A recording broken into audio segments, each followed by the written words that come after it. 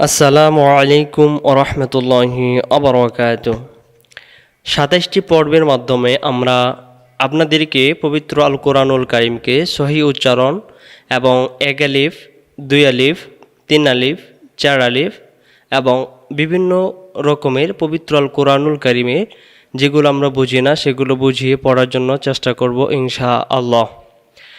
এবং আমরা আপনাদেরকে পবিত্র আল কোরআনুল কারীমের যে ২৯টি অক্ষর রয়েছে এই ২৯টি অক্ষরকে আমরা প্রত্যেকটি অক্ষরে আলাদা আলাদা উচ্চারণ এবং জের জবর পেশের উচ্চারণের পার্থক্য এবং তানবিনের উচ্চারণের পার্থক্য, আলিফ জবর আ কোনটা হবে, আইন জবর আ, এই বিস্তারিত আপনাদেরকে আমরা এই ক্লাসগুলোর মাধ্যমে ২৭টি পর্বের মাধ্যমে শেখানোর জন্য চেষ্টা করব ইনশাআল্লাহ। চলুন আজকে আমরা প্রথম নাম্বার ক্লাস ১ নম্বর ক্লাস শুরু করতে যাচ্ছি। চলুন আমরা পড়া শুরু করি। এখানে লেখা দেখা যাচ্ছে অক্ষর পরিচয়। উপর থেকে নিচের দিকে খাড়া টান, আলিফ তার নাম, আলিফ তার নাম। এখানে লেখা আছে উপর থেকে নিচের দিকে, এটা হলো খাড়া টান, এটা হলো আলিফ। কিন্তু আরেকটা আলিফ আছে যেটা আমাদের পরিচয় অনেকেরই নেই। পবিত্র কোরআনুল কারীমের এই অক্ষরটাকে আমরা অনেকে লাম ধরে পড়ি। এটাও আলিফ, এটাও আলিফ।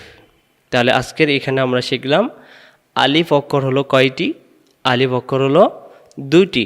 একটা হলো আলিফ এরকম, আরেকটা আলিফ হলো উপর থেকে নিচের দিকে ডান দিকে টান। আবার কোন দিকে? ডান দিকে। আবার উপর থেকে নিচের দিকে যদি এই দিকে টান থাকে তাহলে এটার নাম কি? আলিফ। এটার নাম কি? আলিফ।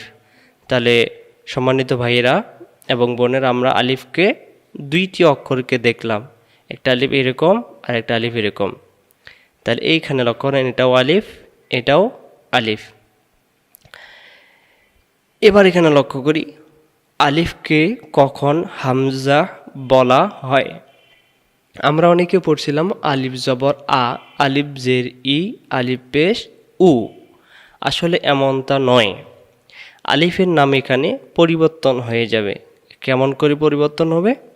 উত্তর, আলিফে যখন হারকাদার সুকুন তানবিন পাওয়া যায় আলিফকে তখন হামজাহা বলা হয়।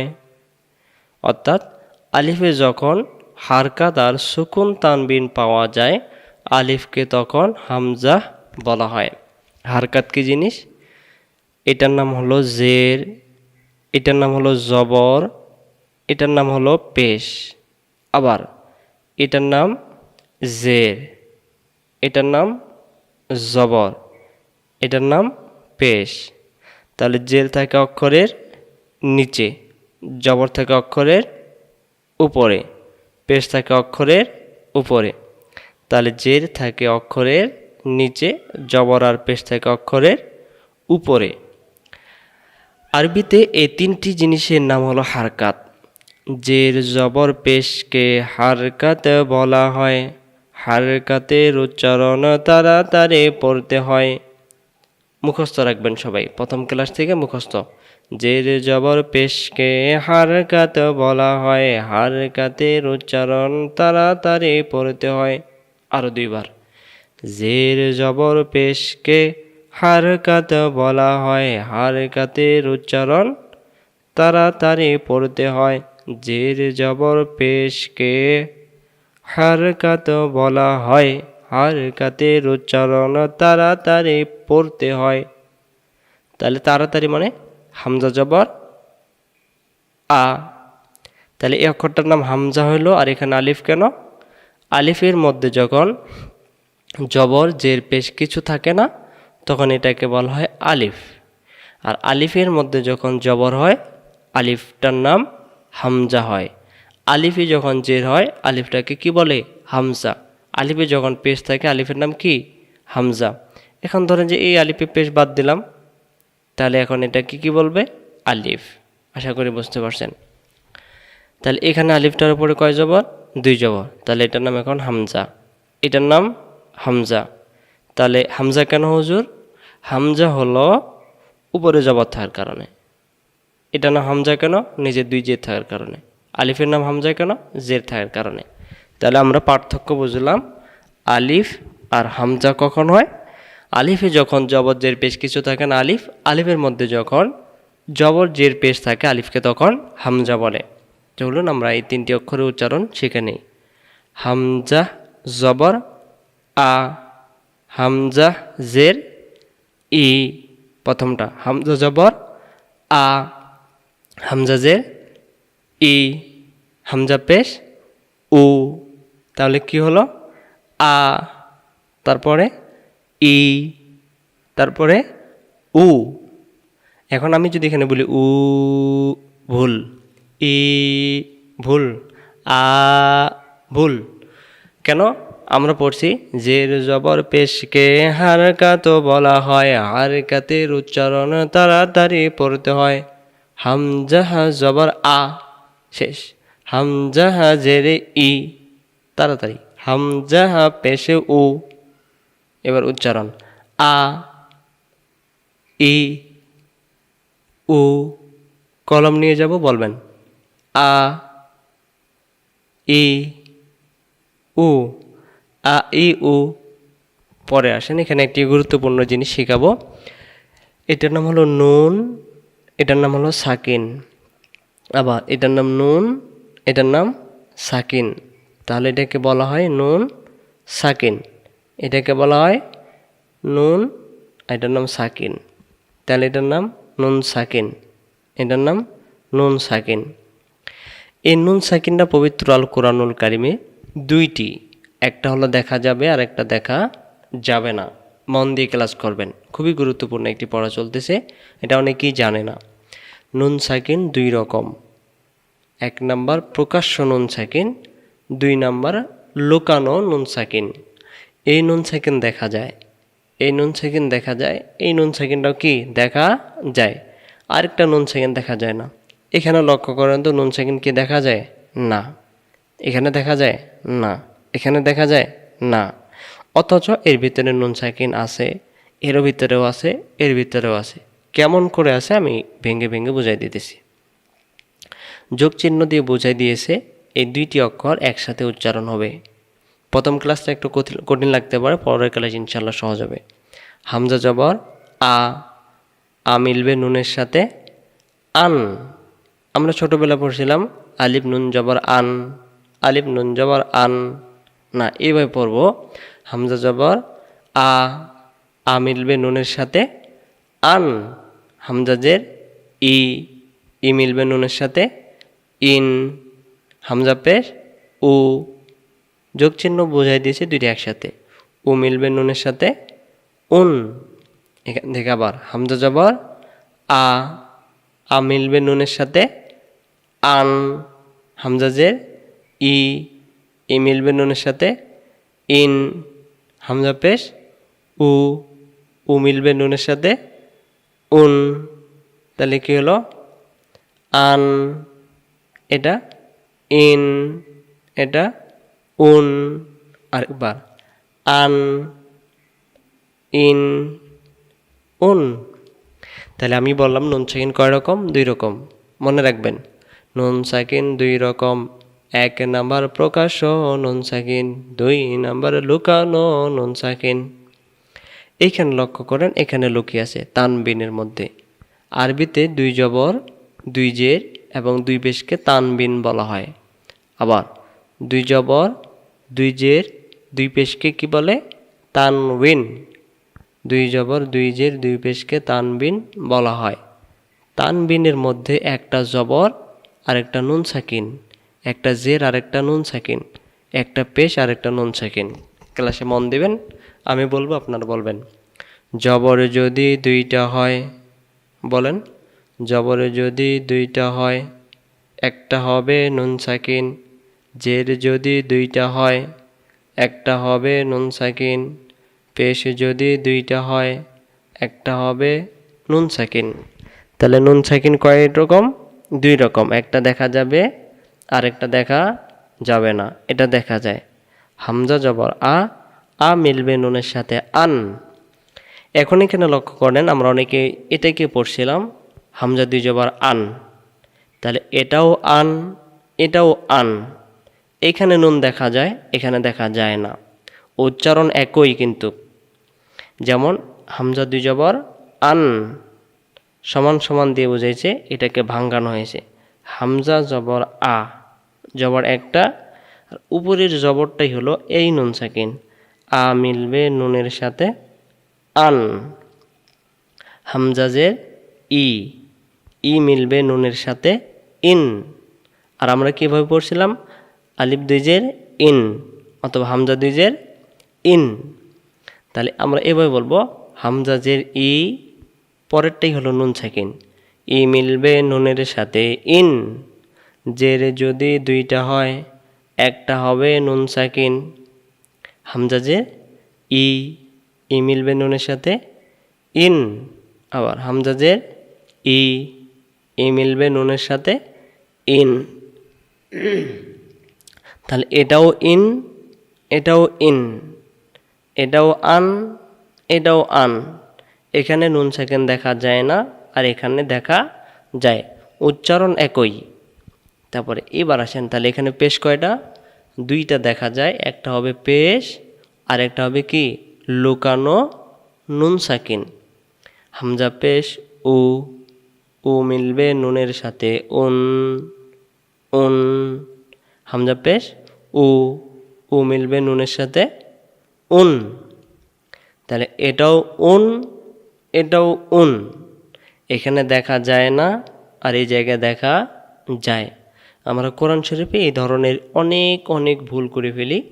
এইভাবে করে আমি আপনাদেরকে 29 অক্ষর সহি করে পড়াবো।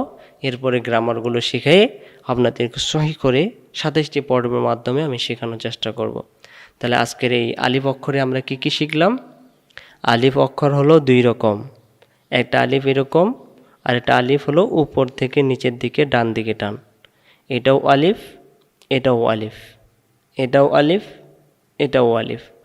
আলিফ যখন জবর, জের, পেশ, সাকিন, তানবিন পাওয়া যায়, আলিফকে তখন হামজা বলা হয়। মূল কথা, আলিফে যখন কোনো কিছু থাকে না, জবর, জের, পেশ কিছুই থাকে না, এটার নাম হলো আলিফ। আলিফের মধ্যে যখন জবর, জের, পেশ দিয়ে সাজানো হয়, আলিফের নাম কি হয়ে যায়? হামজা হয়ে যায়। তাহলে এটার নাম কি হবে? হামজা। হামজা জবর আ, হামজা জের ই, হামজা পেশ উ, কি হইল? আ, ই, উ। আবার আ, ই, উ। এবার এবার থেকে উ, তারপর ই, তারপর আ, আবার উ, ই, আ। এবার থেকে আ, ই, উ। তাহলে আমরা পড়ছি, জের জবর পেশকে হারকাত বলা হয়, হারকাতের উচ্চারণ তাড়াতাড়ি পড়তে হয়। আ, ই, উ। পরে নুন সাকিন আমরা পড়লাম কয় রকম? দুই রকম, একটা দেখা যাবে আর একটা দেখা যাবে না। তাহলে এখানে আমরা বলবো হামজা জবর আ, আ মিলবে নুনের সাথে আন। হামজা জবর আ, আ মিলবে নুনের সাথে আন। এটাও আন, এটাও আন। এখানে নুন সাকিন দেখা যায় না, আর এই জায়গায় নুন সাকিন দেখা যায়। তাহলে আমরা পড়লাম নুন সাকিন দুই রকম, 1 নাম্বার প্রকাশ্য নুন সাকিন, 2 নাম্বার তানবিনের ভিতরে লুকানো নুন সাকিন। হামজাজের ই, ই মিলবে নুনের সাথে ইন। জের যদি দুইটা হয়, একটা হবে নুন সাকিন, একটা জের আর একটা নুন সাকিন, সেটাকে দেখা যায় না। উদাহরণ আমি দিই, 1 গ্লাস পানির মধ্যে যদি আপনি এক পারে নুন রাখেন, আরেক দিকে পানি রাখেন, তাহলে দেখা যাবে।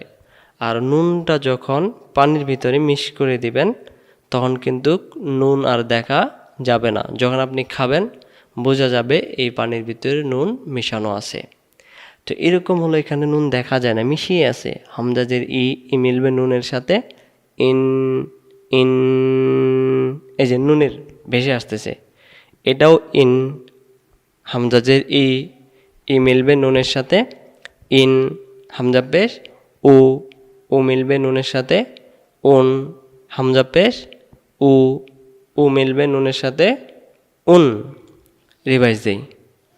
আলিফ উপর থেকে নিচের দিকে টান, আলিফ, আ, ই, উ, তারপরে আন, তারপরে এটাও আন, এটা ইন, এটাও ইন, এটা উন, এটা উন। প্রশ্ন করব, উত্তর দেবেন। আলিফ কয় রকম? আলিফ 2 রকম। কি কি? একটা উপর থেকে নিচের দিকে টান আলিফ, আর একটা উপর থেকে নিচের দিকে ডান দিকে টান আলিফ। এটার নাম হামজা।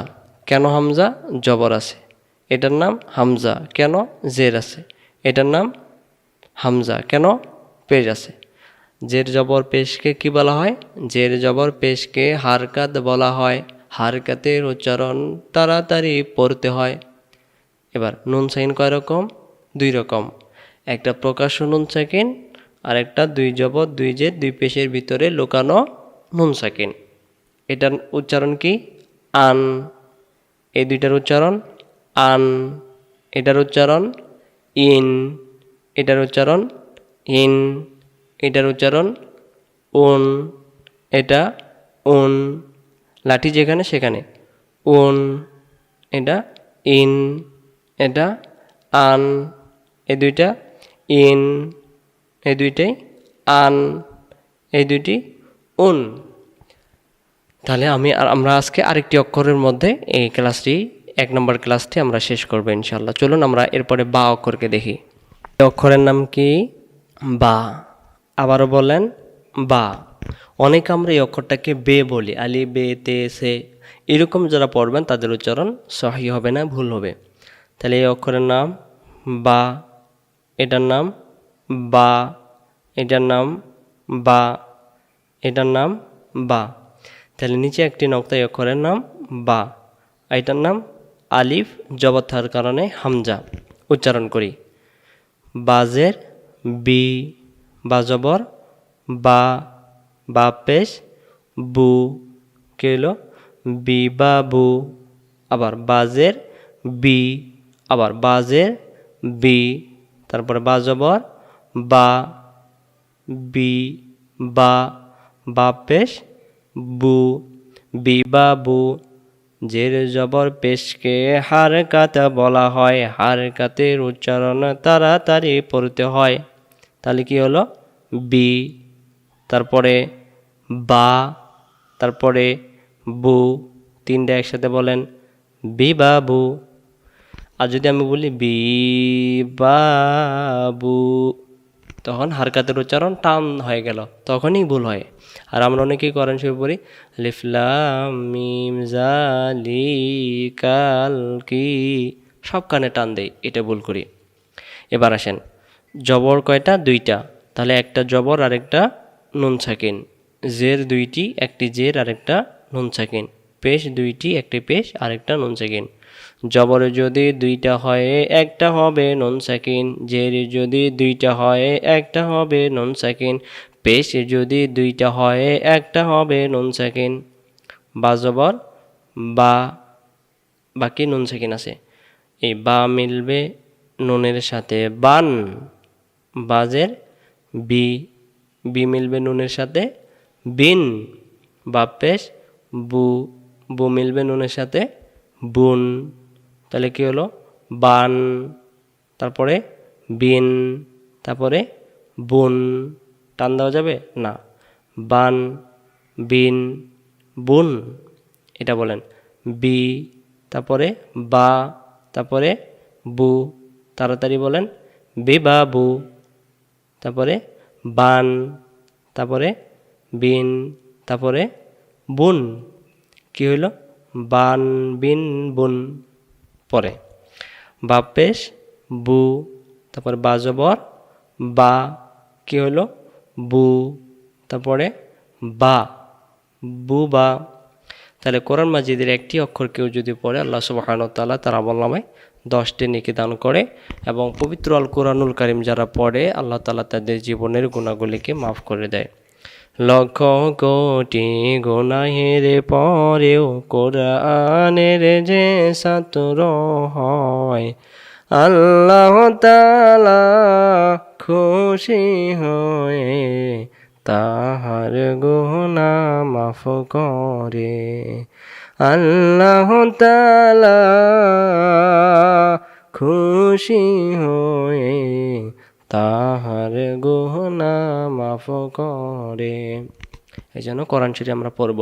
বা পেশ বু, বা জবর বা, বুবা, হামজাজের ই, বা জবর বা, ইবা, এটা বুবা, আবার বুবা, হারকাত পেশ হারকাত জবর হারকাত উচ্চারণ কেমন করে? তাড়াতাড়ি।